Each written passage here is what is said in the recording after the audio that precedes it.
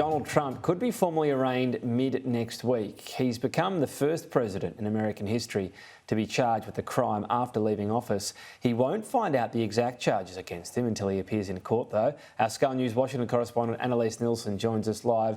Annalise, it's sort of getting late-ish in the evening there.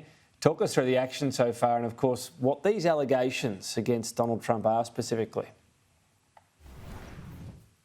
Look, this has been a bit confusing for those who haven't been following this case for a while because it's been bubbling away in the background, these allegations that this $130,000 was paid to former porn star Stormy Daniels in the lead up to the 2016 election. Now, that payment in and of itself isn't illegal. You are allowed to pay people to not talk about something you'd rather they didn't talk about. The question is how the money was processed, recorded, and whether it potentially contravened any election campaign financing laws.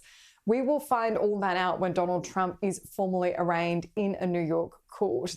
We have CNN reporting that there's around 30 different charges that have come out of this grand jury hearing. And what really we need to keep in mind here is this grand jury system isn't like what we have in Australia. What these jurors have been told, there was between 16 and 23 of them, were told more likely 23. They've presented all the prosecution evidence and told if you take all of that at this highest level, could you convict Donald Trump of whatever offence it is that was put to them. And so on that basis, at least half of those people said yes. What this means now is now it goes forward to an actual charge and then pre-trial hearings where they go through what all the evidence will be heard, what's going to be discussed, and then the actual trials. There's still a few ways that the wheels could fall off this thing, but that doesn't mean that this isn't any less historic. To have a former president charged with a crime in this modern context is unprecedented.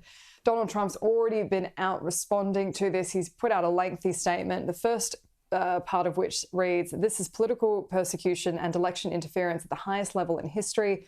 From the time I came down the golden escalator at Trump Tower and even before I was sworn in as your president of the United States, the radical left Democrats, the enemy of the hardworking men and women of this country, have been engaged in a witch hunt to destroy the Make America Great Again movement."